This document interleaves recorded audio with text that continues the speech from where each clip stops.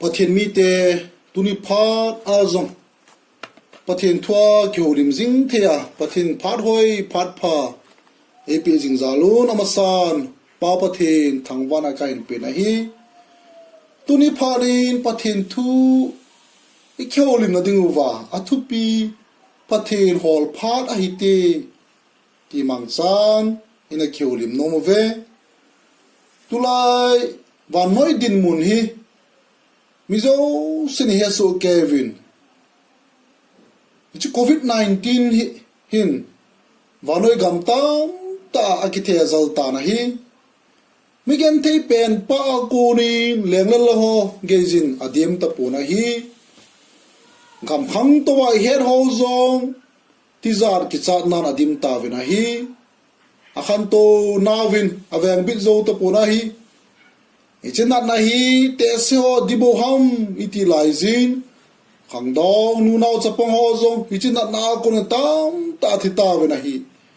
mi bang khan immune system nei lom ho bo athiji ve avei bai ve ati vin hin la mi ha ta ho zo athi tho ve na hi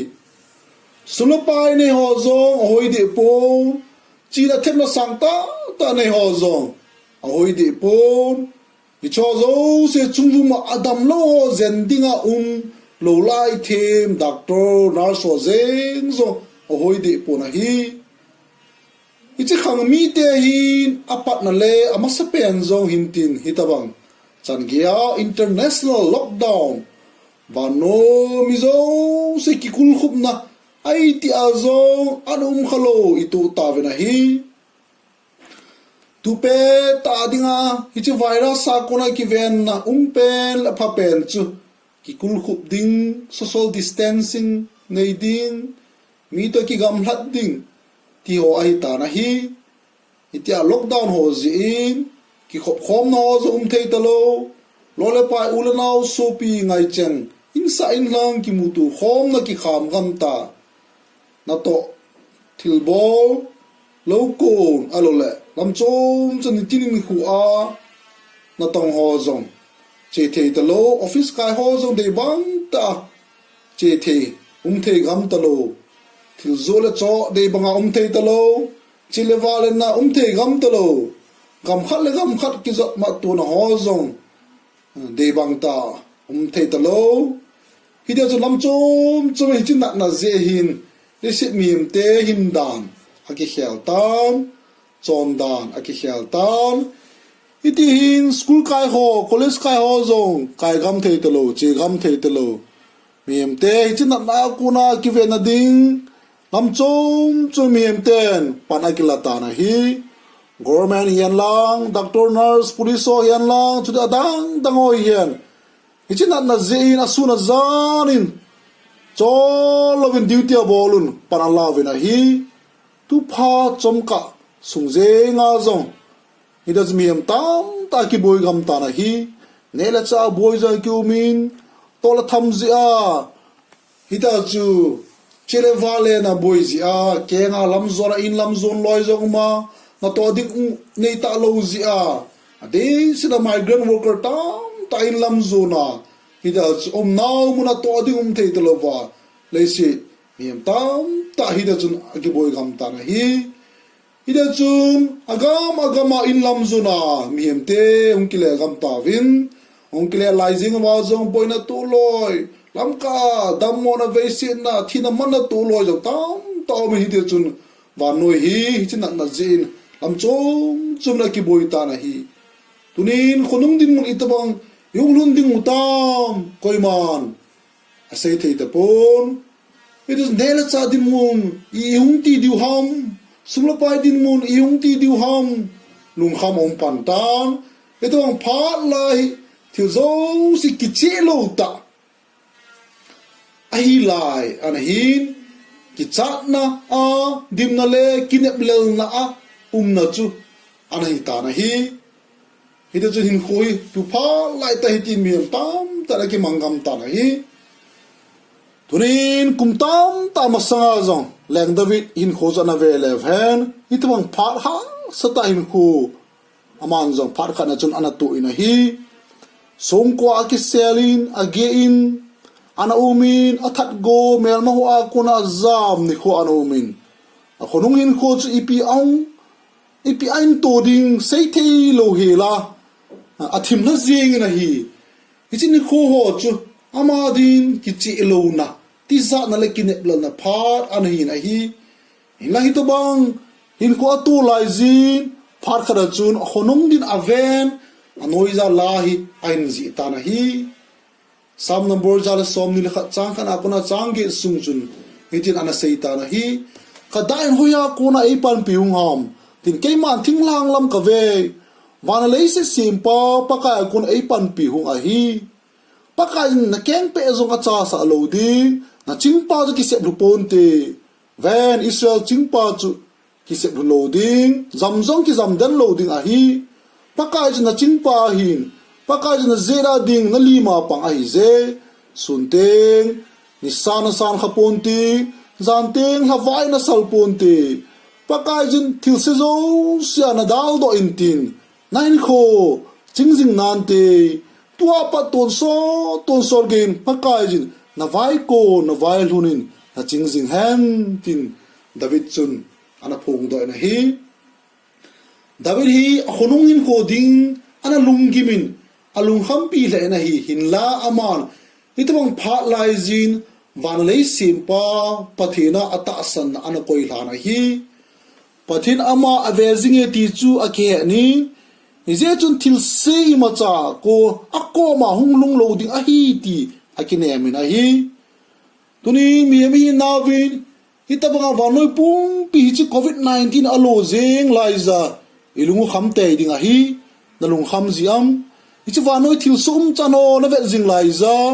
chula na khunung in khoding na ge laiza na lung kham te ding a hi na lung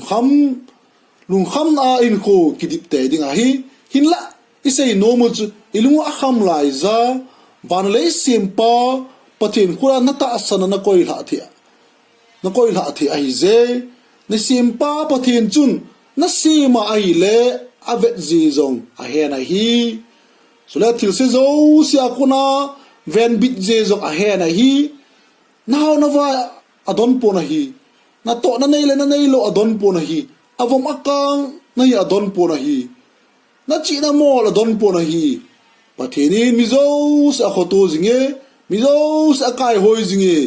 pathin khuna na kidem na koi la the ai ze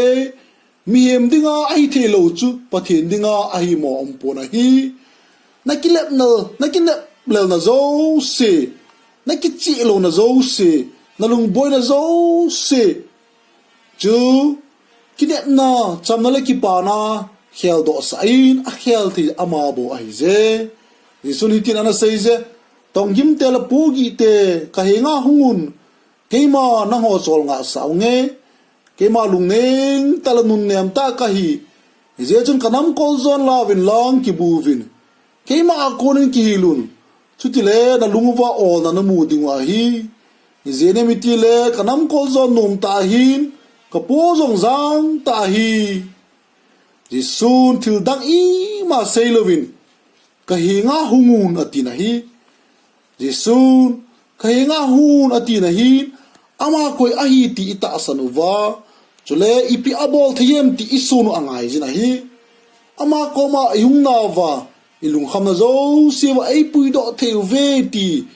ta san angai jina hi First Peter bunga chang sagi chun nalung kham na zo si ama chunga seplavin aji cha ama na khan khoding wa agel nai proverb bungtum changa chun nalung tim pum pin pakai jing ta sanin nangma chi na mai ki song hin ti dai sei pi ki do ve hi to zo si bol teng ki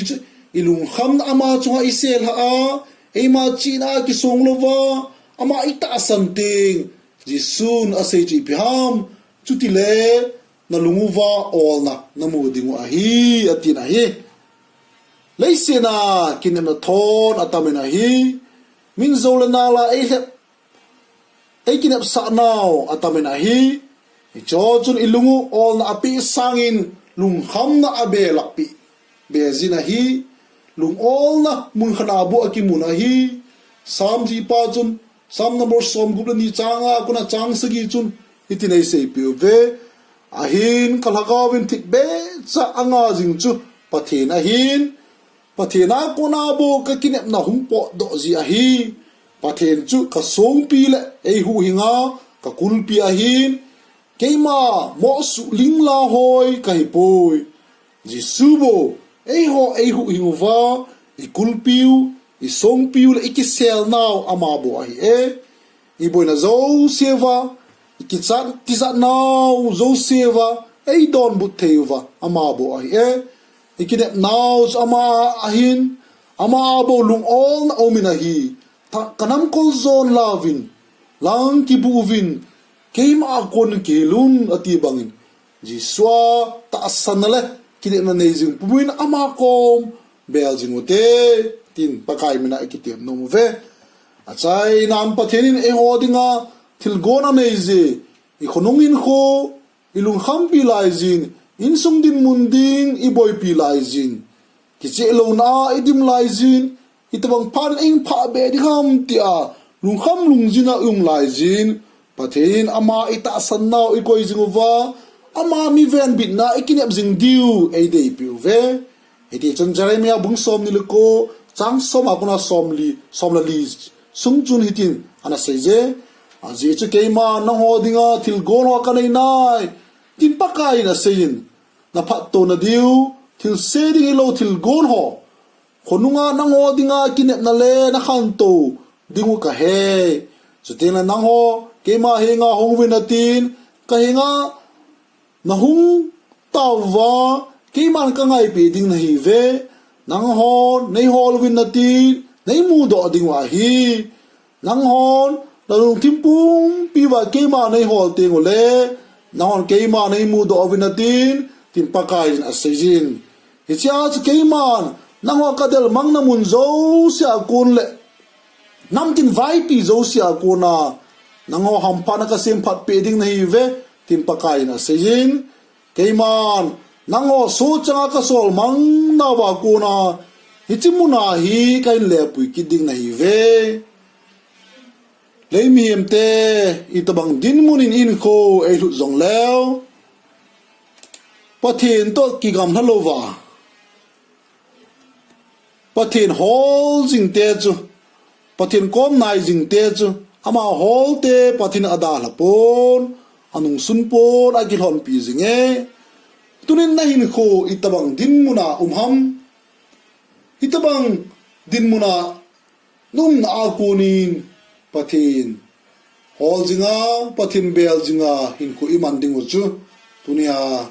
pathin ei dei sa na hi ti tunin bible wa kona imudo athevin